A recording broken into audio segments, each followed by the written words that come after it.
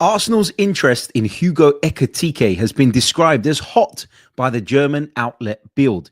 Myles Lewis-Skelly starts for England again, and Ethan Nwaneri is simply too good for under-21s football, which is scary when you consider that he's only just turned 18. We'll get into all of that, discuss the concept of the Baller League and more on today's episode of the Chronicles of a Gooner podcast. Let's get into it. Hey everybody, how are we doing? Welcome back to another live edition of the Chronicles of a Gooner podcast with me, your host, Harry Symeou. We've got quite a bit to get through, which is welcome, isn't it, during an international break? I often wonder when I wake up in the mornings if we're going to have enough to sort of make a podcast out of in terms of what's going on. And lo and behold, we do, which is obviously a good thing. So it makes my life easier, and it means that you guys have got some content to take in this morning as well. So yeah, let's do it. Let's talk about some of those stories that I mentioned just at the top there, because I think there's a couple of really interesting bits to sort of dissect today. I do want to say a few hellos before we dive into it. We've got Jid, who, in response to the title, which is Arsenal hot on Ekitike, that's as per the Bild report. That's literally the quote that they used. He said, "Let me check out a few of his YouTube compilation videos so I can come back during the live and pretend to know everything about him while declaring Arsenal would be fools not to get him." But seriously, he just joined Frankfurt this season after leaving PSG quite early into that stint. He has the potential to be a solid player, but given his transfer history, I doubt he'd come to Arsenal now. We're going to get into Hugo Ekitike a little bit later on. Tamina Ahmed says, when are they going to tell us Andrea Berta is our new sporting director, please, Harry? Honestly, I don't know. I wouldn't imagine it's going to be too long. I'd imagine that it's something we're probably going to hear about in the next couple of weeks. But I don't have a date. I don't have any indication as to when exactly that will be. Wishing a speedy recovery. Can't even talk this morning to DJ D10, who said he's had a flu for almost a week now. Energy at zero. Wish you all the best, mate. Sammers is going to Louis Dunford tonight in Glasgow. Enjoy, my friend. I've seen some of the videos from some of his other shows, and they look really, really good. So I'm sure you're going to have a great time. Go off and enjoy it. All the best. Okay, should we get into our first story of the day then? Let's talk Myles Lewis-Skelly, who started again for England. That's twice in the space of a few days. So I'm not going to sit and pretend that I watched all of England versus Latvia last night. It was one of those games where I kind of had one eye on it because obviously Myles Lewis-Skelly was starting and because Declan Rice was involved as well. But it was one of those where, like, all it needed was someone to say, should we watch something else? And I'd have happily turned it over. And that's exactly what happened. Mrs. went upstairs to put the kids to bed, and I thought, you know what, I'll stick it on. And I ended up watching about the first half an hour, 35 minutes, before she came back downstairs and said, should we watch something else? And I said, yes, please, because this is dreadful. I find those games really, really difficult. I know that they have to be played. This was a qualifier. I understand the purpose behind them. I understand why they're important. But obviously, when you've got such a huge golfing class between the two teams, it just becomes a bit of a kind of defense versus attack training session. That's exactly what we saw from this one. And it's a hard watch. I don't think England are the most aesthetically pleasing side in terms of the way they attack. I don't think they've got the flair that some of the other sort of big European sides have. And so that makes them a hard watch when they're trying to break a team down. But equally, Latvia, very, very limited. A very, very tired Latvia side from what I could gauge as well, based on, you know, the journeys that they'd had to do, the fact that a lot of them were just starting their season, a lot of travel for them over the course of the last 4 or 5 days. Not that them being fresh and fit would have given them a hope against England. I mean that with all due respect, but they were always going to sit behind the ball, and it just becomes a really tough and difficult watch. And that's exactly what it was. But watching Myles Lewis-Skelly, I was proud, man, because this is one of our own. This is a Haylender who's come into the team and done fantastically well for us, and is now showing what he can do on the international stage, albeit against weak opposition. That shouldn't take anything away from him and the achievement of A, being called up, B, starting the other night against Albania, and then C, getting another start against Latvia. It goes to show that he's a big part of Thomas Tuchel's thinking at the moment. He's a big part of his plans moving forward. Now, if he maintains his performance level, there's no reason why by the time the World Cup comes around, Myles Lewis-Skelly can't be a regular in that team. So it kind of gives him something to aim for. It gives him something to focus on when it comes to international football. And obviously, we've seen him already, take to Premier League football like a duck to water. Now we're seeing him sort of integrate into the international setup and doing a really, really good job of that. And it will give Thomas Tuchel confidence, won't it, that he can rely on him moving forward. And he's only going to get better. And there's still plenty of time until the World Cup. I think there's over 400 days or something I heard on the radio this morning. So, yeah, there's a long way to go. And he'll be looking at that position and saying, you know what, I can make it mine. I was coming through just at the right time in terms of when the new boss took over. He gave me a chance because my league form was good. My club form, was good. And yeah, he'll fancy himself now as one of the options moving forward. I thought it was really interesting because obviously he's playing as a left back on paper, but we've seen him drift into that midfield a lot for Arsenal, and he seemed to do that again today. Or yesterday, I should say. And I do think that the relationship and familiarity he already has with Declan Rice was a big help here, because Declan Rice is there to kind of be the senior figure, to be the one that kind of dictates when you go, when you drop, etc., etc. It's interesting that Rice plays to the right of the midfield in this setup rather than to the left that we see him play for Arsenal.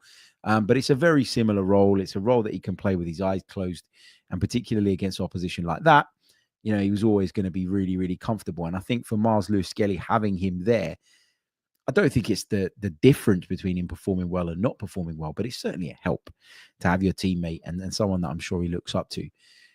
What this did make me wonder was about Lewis-Skelly's positional future. And we've talked about this before on the pod. I've sat here and I've said to you guys, I think that, when it comes to the summer, and we've talked a lot about the regeneration required in midfield, I think Myles Lewis-Skelly could well be seen as a midfield option. In which case, even if we lose Partey and Jorginho, you could make the argument that we're better off going and spending bigger on one midfield player than trying to spread whatever budget we have across two. So I really sort of, in the 30, 35 minutes I was watching, I paid a lot of attention to what Lewis-Skelly was doing in midfield. And you think about his attributes, right? He's got a brilliant left foot, really composed and calm demeanor about him, which I think is really important in top level football. I think he knows when he needs a bit of fire, and he knows how to channel that fire in the right way, as we've seen already. I think he's probably been sent off one time too many, and I think that's something that he needs to learn from. And I think he will learn from that, and he will develop, and he will improve and progress. But then I think about moving him from left back into midfield, and I think what would be, like, forget it's Myles Lewis-Skelly for a minute. If I said to you, you're going to move a left back from full back into midfield, what's the first thing that you'd think of? What would be your kind of first challenge and first concern, first pushback? Mine would have been, is he strong enough to play in that role? Is he physically ready to play that role? And when I look at Myles Lewis-Skelly, I think he is. I think we always associate midfield players with being quite tall, being quite strong. The ability to protect the ball in that area of the pitch is massive. And although he's not the tallest player, he's really well built. He's really stocky. And I think actually Myles Lewis-Skelly is more than capable of holding his own in a more central area, because he seems to be really good at putting his body in between the ball and the opposition player. I think Glenn Hoddle said something on the radio that he might not be the tallest, but he kind of reminds him a bit of Wayne Rooney when he broke through, in that he was really stocky, really strong, and he wasn't going to get pushed off the ball and barged off the ball. So I think Myles Lewis-Skelly's future does lay in midfield. I think the way that he's going from fullback into midfield right now is probably quite helpful, because, as I always say, when you're arriving in that area from a different area, you're often not picked up, or picked up later. You're often the spare guy. You're often the one that arrives to the party, and it just takes the opposition a bit of time to figure out how to kind of track you, how to cover for you. And that can buy you a bit of time and a bit of space. And I think so, coming from left back into midfield right now, it's working perfectly for him. But I think as his game develops, as he improves, I think he'll be eyeing up a position in the midfield. I really, really do. And if I were Mikel Arteta, I'd be seriously looking at him as an option going into a summer where he probably does need to spend in that midfield. And I still think we need one. I still think, if we're going to go and get Zubimendi, which people seem to feel is a goer, then fine. But Myles Lewis-Skelly is a pretty good option there as well. Now, again, we need to reinforce in the midfield as well as in the attack and a couple of other positions by my estimations. But Lewis-Skelly is a serious footballer and someone that I think we will be able to rely on for many, many years to come. Also on the England front, Thomas Tuchel was quite clear, wasn't he, with some of his comments that he's not going to do any clubs any favours in terms of resting key players. Look, at the end of the day, he's got a job to do. If the player's fit and there are no concerns, why would he compromise his chances of achieving his own goals to benefit somebody else? He wouldn't. If they're injured or carrying something, then I think that's where we need a little bit of collaboration between the national team setups and the clubs to do ultimately what's best for the player, for both his club and his country in the long term. So a lot of people have reacted to these Thomas Tuchel comments. I don't think that it's anything out of the ordinary. I don't think he said anything that surprised me, really. I don't expect him to back down to the pressure of Premier League managers. Equally, I expect him to be understanding of situations. And I think he's been around the block long enough to know that when a player's not fit, it's probably not worth risking them, particularly in games like last night. But there are no concerns around Declan Rice at the moment. There are no concerns fitness-wise around Myles Lewis-Skelly, so he's well within his rights to play them. Is it unfortunate when players pick up injuries on international duty? Is it bloody frustrating? Yes, it is. But it's part and parcel of the game. And what I always say is, like, for someone like Myles Lewis-Skelly, the benefit of being called up to England, getting that experience, what it brings in terms of learnings, but what it brings in terms of confidence, I would argue that a lot of the time that outweighs the risk of picking up an injury or being tired. Those games are not high intensity. You're jogging through 90 minutes against Latvia. You're not playing a top-end Premier League game. It's very, very different. So, yeah, I think what you get in terms of your status, in terms of your confidence, what it means for Arsenal in terms of you being their asset as well, financially being a fully capped international, playing regularly for your national team, it's a help. So the positives do outweigh the negatives, although the negatives can bite you in the ass from time to time if you're unfortunate. And that's happened to us a fair bit in recent times. Elsewhere, Nwaneri made his full debut for the under-21s. He's just too good for this level, isn't he?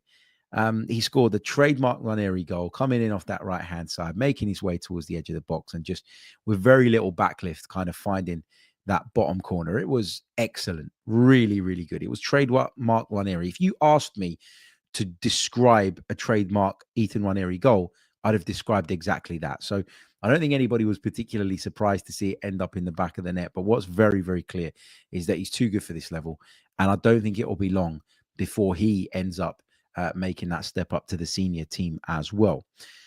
Off the back of that goal, and given the position that he scored it from, there's been a lot of conversation online from what I can see about where his future lays. Is he going to be that sort of right-sided 8 eventually /10, the role that Martin Odegaard currently occupies? Is he going to play more so from the right? Well, I think, look, the good news is that he can play from both of those positions. And that means that for Arsenal, he can be used as not cover, because I think he's better than being called cover, but he can deputize in the absence of both Saka and Odegaard.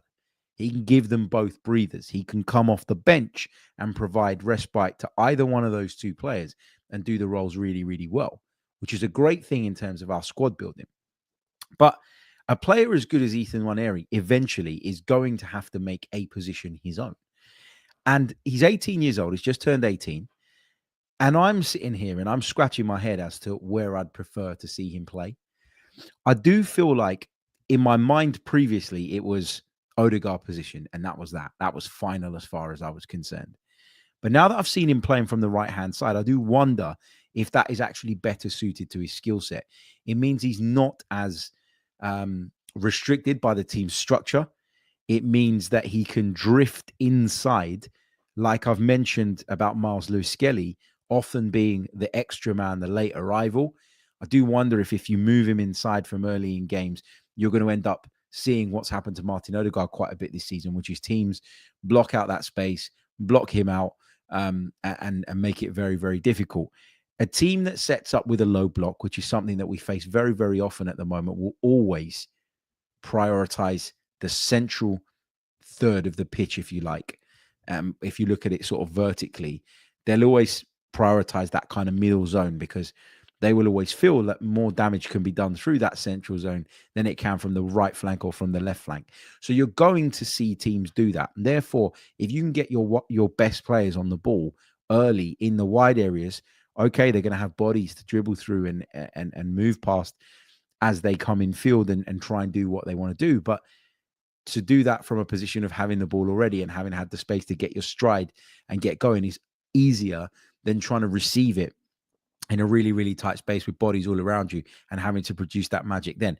So there's a part of me that does think that actually Ethan Nwaneri can do his best work from the right wing. I'm not completely decided either way, but I do feel that talk of him being a right central midfielder, right-sided 8, if you like, and nothing more than that, and that playing on the right wing was just literally something that we had to do due to our injury problems. I do think that is writing off another option for the player a little bit too early, in my personal opinion. I don't think we need to make a decision just yet. Whether it's Odegaard that he goes on to replace in the long term, I don't think everybody would be on board with taking Martin Odegaard out the side. And whether it's Saka on the right-hand side, there won't be people that are on board with that either. So I don't think Mikel Arteta needs to make a decision on that right now. I think it's about developing the player, giving him as many minutes as possible. I don't disagree with those that say, as a right central midfielder, that's where he'll do his best work. But I also think to sort of be narrow-minded and close off the option of him being utilised as a right winger, I don't think is the way to go either. I think it's premature to do that. So, yeah, we'll have to see how his future develops for sure. Right, just a quick reminder, if you're watching us live on YouTube, you can listen to us on Apple Podcasts or on Spotify. If you do head over to those platforms and find the Chronicles of Aguna, make sure you are subscribed and make sure that you leave a review. Those reviews really, really do help on those platforms. If you want to stick with us on YouTube, leave a like on the video. That really, really does help. And make sure that you are subscribed to the Chronicles of Aguna YouTube channel. We really, really do appreciate it. Get involved. Doesn't cost a thing. Like, thank you very much. And if you'd like to go one further and get access to our match day reaction bits, then you can visit us on patreon.com/the Chronicles of Aguna. The link is in the description below, and you can support the podcast for a very small monthly fee. Less than a cup of coffee in London, that's for sure. Okay, let's move on. Shall we talk Thomas Partey? Because he was in fine fettle whilst on international duty as well. Okay, so Thomas Partey scored a brace last night. When was the last time that happened? For Ghana against Madagascar. 2 goals from 2 crosses. Thomas Partey making a big difference for his national side last night. You always worry about him, don't you? Whenever he goes on international duty, he's one of the players I probably worry most about because his fitness record is so bad, so patchy. It's been good, touch wood, this season. But in previous years, when we've really needed him, it has been poor. And you feel at times that's been part of our downfall. So whenever he comes back or finishes an international game and he's fine, you kind of breathe a sigh of relief, don't you? Also, big Gabriel Magalhaes, I should have said this on yesterday's pod, really, over the weekend, played for Brazil, but picked up a yellow card, meaning he's suspended for their next game. So he's returned from international duty early. There you go, a bit of positive news for us on the international break front. It's not often that happens for us, is it? But anyway, yeah, Thomas Partey in good form. We're going to talk Hugo Ekitike in a minute because I know that that's what most of you have tuned in for. I know that that's what people want to discuss, want to get into.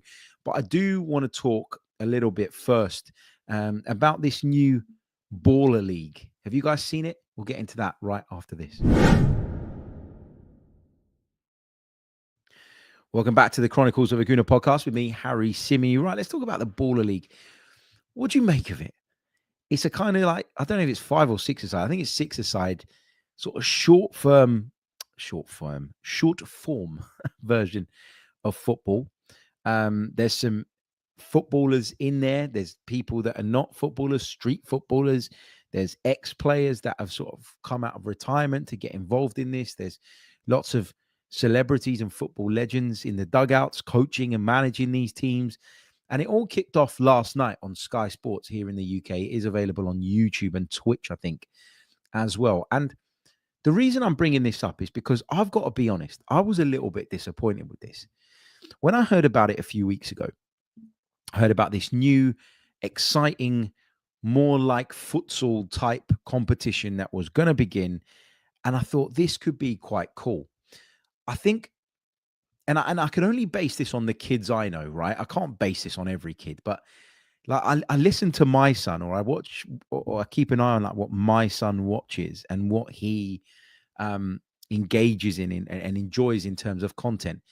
And it's all really, really short form and quick. And I do find, and he's only 6 years old, he turns 6 in January. So it's a little bit early, I know, but I do find that when I sit down with him to watch a game in its entirety, particularly if we're not at the stadium, if we're at the stadium, it's fine. But when we're at home, I find that he gets distracted. And I find that there'll come a point in the game if there's a bit of a lull, if the action has just dropped off a little bit, where he'll go, Dad, how long's left? Like, as if to say, like, I'm not really enjoying this. Or he'll go get a snack or whatever. He'll do something to kind of pass the time. And he feels like he needs to watch it because he's watching it with me. And actually, like, unless it's an Arsenal game, I'm not that bothered. But when I saw this advertised and I sort of read a little bit about it, I thought this might be great for him. You know, he's really interested in sort of the skills and the tricks and the celebrations, and you're going to get all that showmanship in something like this. And it's fast paced. So we put it on. We sat and we watched the first game. It was N5FC, the Arsenal Invincible team, which is coached or managed jointly by Robert Pires, Freddie Ljungberg, and Jens Lehmann. Jens Lehmann was the one taking charge last night. And we started watching it, and then I started to pay particular attention. And I was disappointed for a number of reasons. Now, will it get better? It might. It might improve. It might develop. And my viewpoint on it in a week's time might be completely different. But right now, I got to say I was a little bit underwhelmed. Here's why. Not because the standard of the football wasn't very good. Some of those players are fantastic. And I do like the futsal concept. And I do like, all the all the skills, all the tricks. I love all that stuff. I think it's really, really great. I think it's fantastic.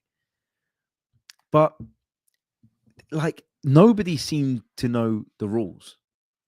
It feels like there's too many rules. It feels like there's too many variables. The players didn't seem to know the rules. Okay, the officials did, which was good. The commentator was struggling to keep on top of what exactly was going. No fault of his own. It's a really complicated concept. But yeah, I watched it. The arena was empty. I thought the arena would be buzzing, generate a bit of an atmosphere. I wondered if, they might give tickets out to try and get people in and get people interested and engaged and create an environment that they can sort of use to kind of better enhance the broadcast. There were a few technical glitches, which happens, like live streaming. I'd do it, not to that scale, not to that level, and I can't get it right. So I can only imagine how difficult it is to do something like that. But anyway, my point is, I hope it improves, because I think the overall idea is really good. I just don't think you need as many rules. I don't think you need all these game changers, which they've put in. Like, it can go to 1v1, it can go to all these different modes at the end of a game. So yeah, I'm not a fan of all of that stuff. Just play 15-minute, high-paced, high-tempo games. In fact, make them shorter. Make them 12-minute and a half. Make them 10-minute and a half. And watch people sort of go a little bit more gung-ho and be a little bit more open in their approach. So yeah, interesting concept. I'll keep an eye on it over the next few weeks. But right now, I've got to say, a little bit underwhelmed by that. Anyway, right, short pause. When we come back, our main story of the day, Hugo Ekitike. Would you take him? Is he the right option for Mikel Arteta's Arsenal? We'll get into that next.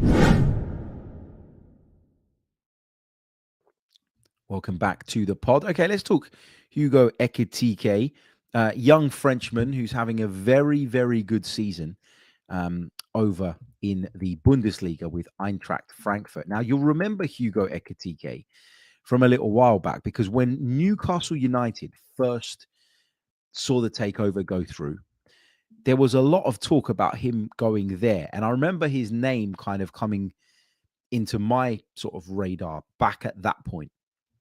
At the time, he was playing his football at Reims, and he's since moved from them to Paris Saint-Germain.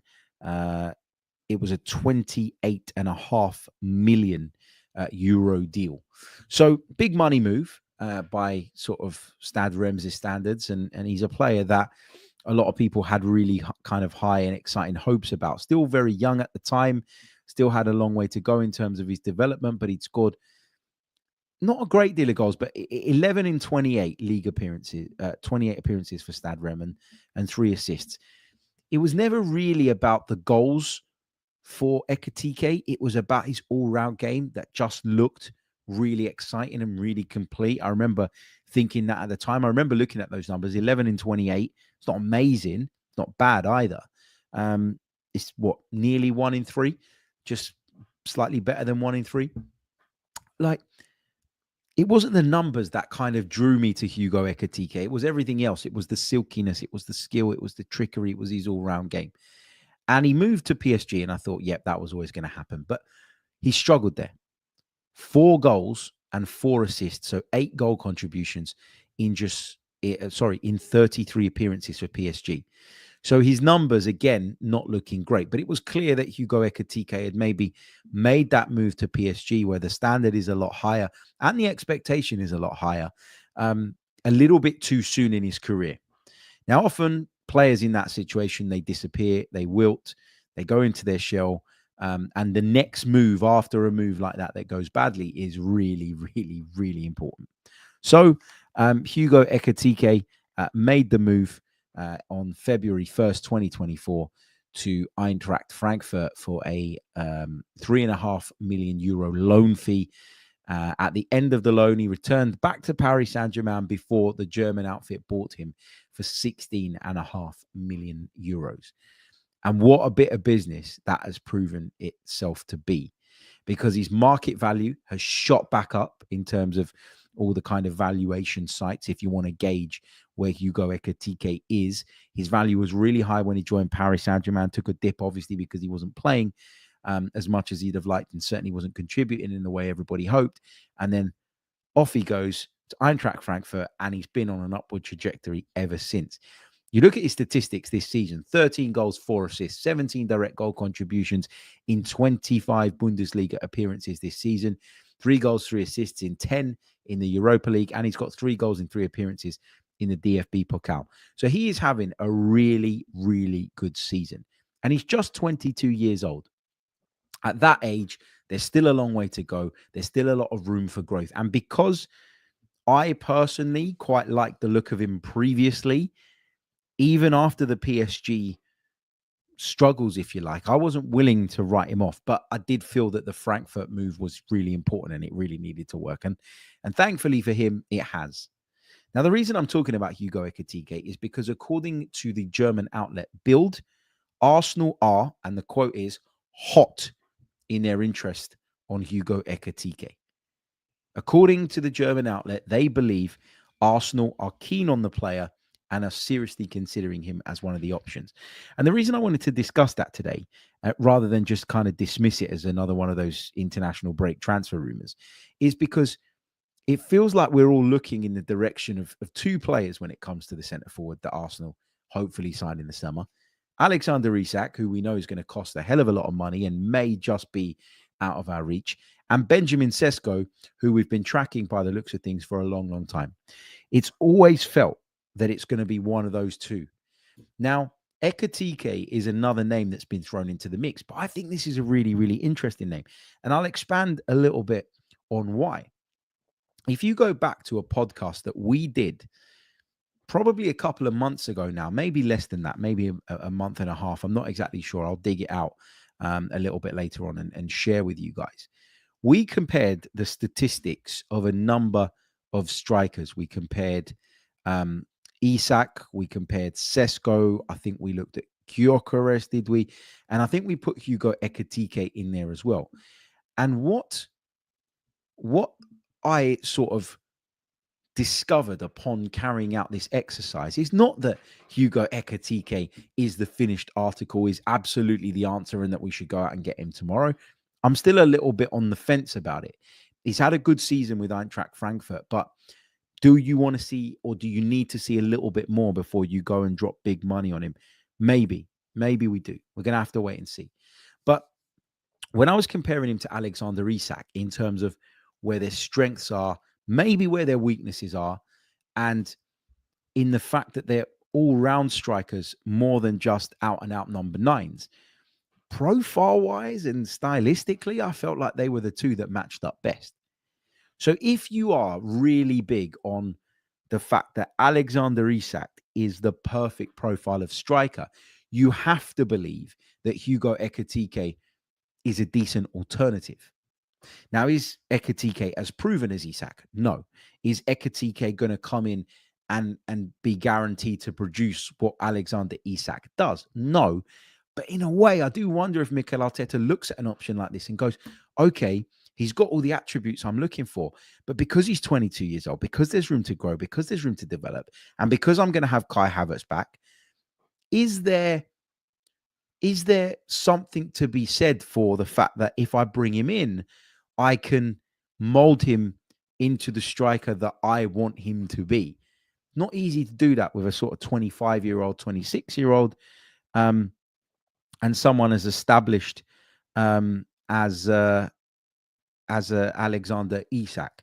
So I do wonder if that's maybe the way that Arsenal might be looking at this, if indeed that interest is as hot as Bild put it. But look, I am wary of the fact that it's just one season. I am wary of the fact that he's had some difficulties before, some struggles before.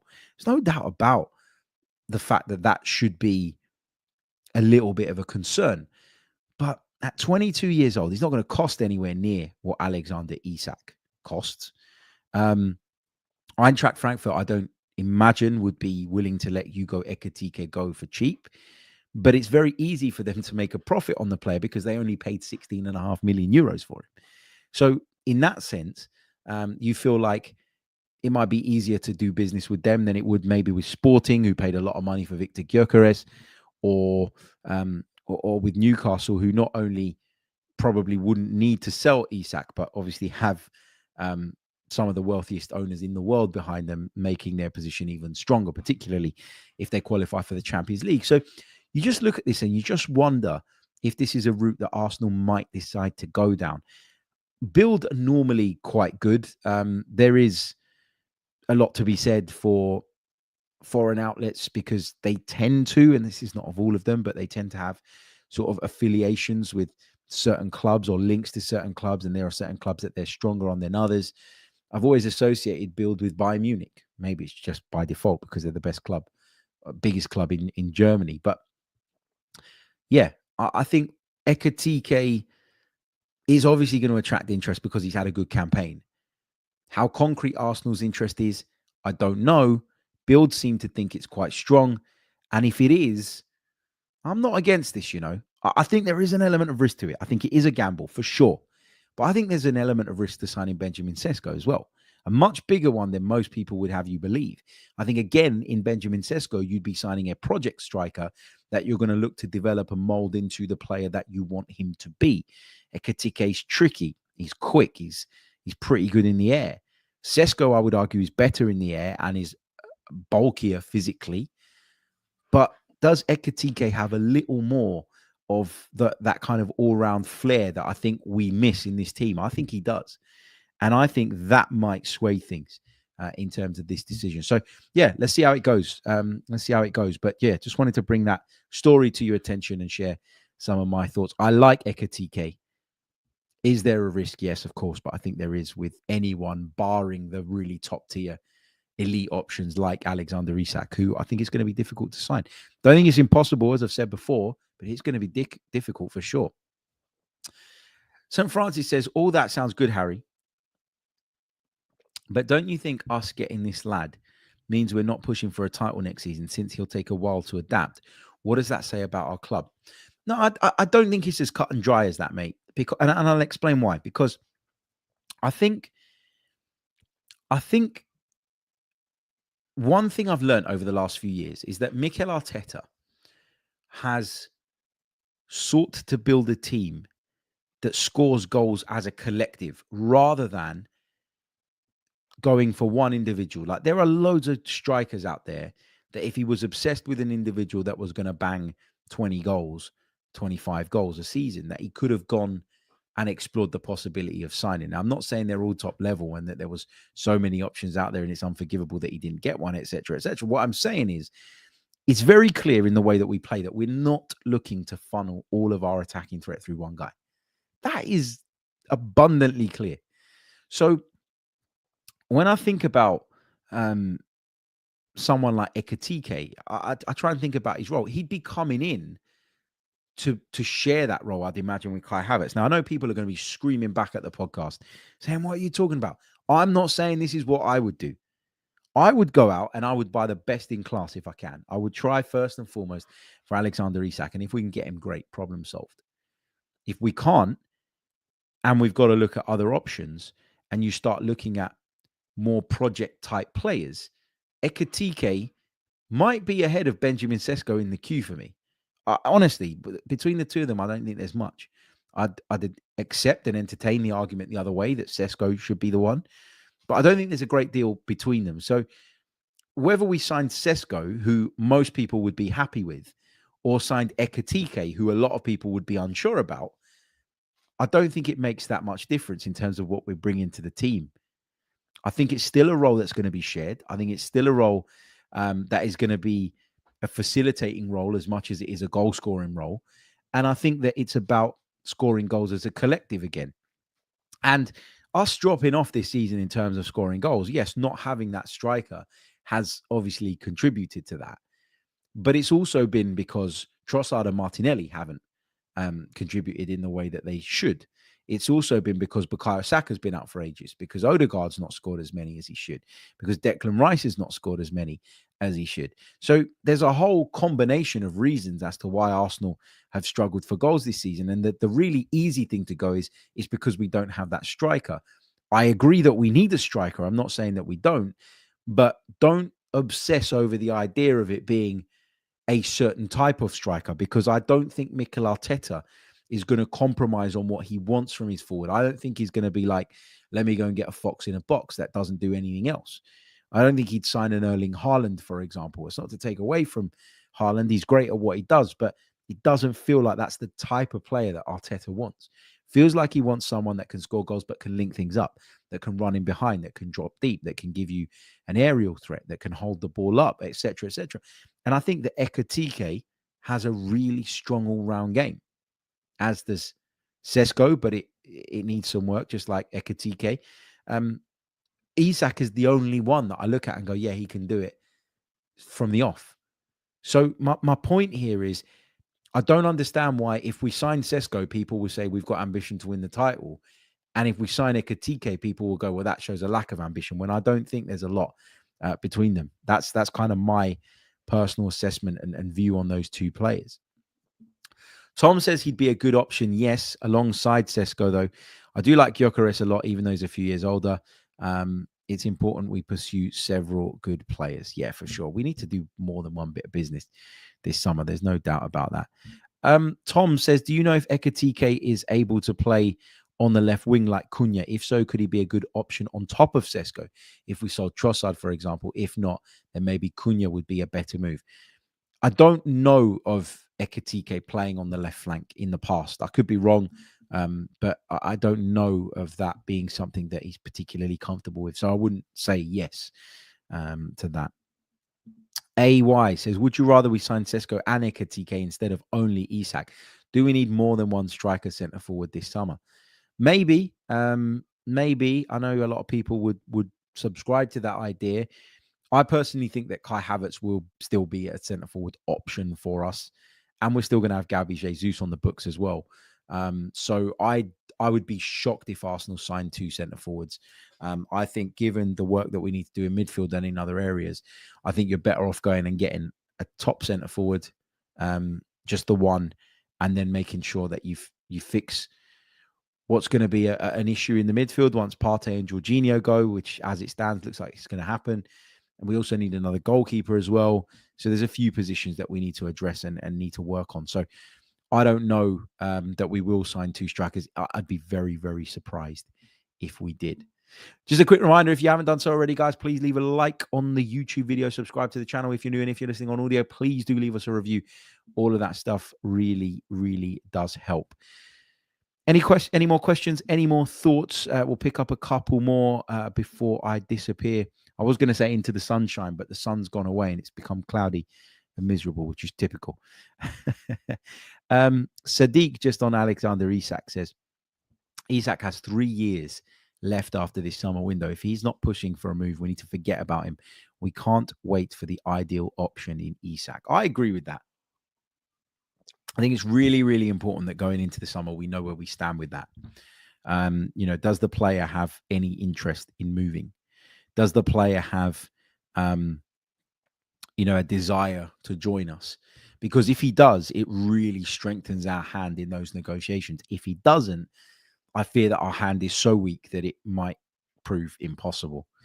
Someone said in the chat, Franklin says, what if Jesus is sold though? I think he will be sold down the line, but he's not going to be sold this summer because he's not going to be fit. It's very difficult to sell a player that's out with an ACL injury. So the idea of selling him this summer, I think, fanciful. I don't think it's going to happen. So that's why I say that he's on the books. And listen, the other thing as well, I think we touched on this the other day on Sophie's podcast over on the Highbury Squad. People obsess about transfer fees, and rightly so, because obviously there are amounts of money that the club needs to fork out at any given time to capture a player. But for me, the wages are a big thing, and Gabby Jesus is on a big wage, and so I'm not saying that he's going to come back in and take on that centre forward position again. I'm not even confident that we're ever going to get the best version of Gabby Jesus back, because to do both your ACLs is horrible, isn't it? And there were just signs of him getting back to that sharp, really kind of mobile player that he's always been, and that's one of his biggest attributes. And then he suffers another injury, which is incredibly unfortunate. But for me, it's not about what his role is in the team and that restricting us in our ability to go and sign another centre forward. It's about his wages. His wages are massive. His wages are huge. And until he's off the wage bill, I don't think you're going to see Arsenal go in and bring in 2 top centre forwards. If you bring in a centre forward and you compromise on their sort of quality, therefore compromise on the price you're paying and the salary you're going to pay, then maybe you can bring in another 2 while Jesus and Havertz are still at the club. But while Jesus is out injured and collecting a big salary, I don't think Arsenal will be moving for 2 centre forwards. That's just my gut feel and my opinion. It's not based on any fact. It's just how I sort of read the situation personally. Okay, I am going to leave it there. Thank you all so much for joining me. Francis says, what's the best way to beat Hala Madrid? Well, interestingly, do you know what I'm going to do after this? I've got some admin to do. I'm going to put on the game that we won 1-0 in the Santiago Bernabeu on the TV. Thanks to you guys finding me that website yesterday. I'm going to stick it on and I'm going to have a watch of it. And maybe we'll do a trip down memory lane pod as well, where we look back at what was a historic night. And it might be interesting for some of our younger listeners and viewers that perhaps don't remember that. They'd have seen the highlights and the iconic Thierry Henry goal, I'm sure. But for those of us that sort of lived it, it was quite a special night. And I'd love you guys to sort of join me on that journey down memory lane if and when we get the opportunity to do that. The website is footballia.something. Just type footballia, football, and then IA at the end, .eu. You need to sign up and it will allow you to go through their catalogue of old games and watch them back. So check it out. Okay, thank you so much for joining me on today's episode of the Chronicles of a Gooner podcast. I'll see you all very, very soon. Until the next one, take care of yourselves and have a great day. Up the Arsenal. Goodbye.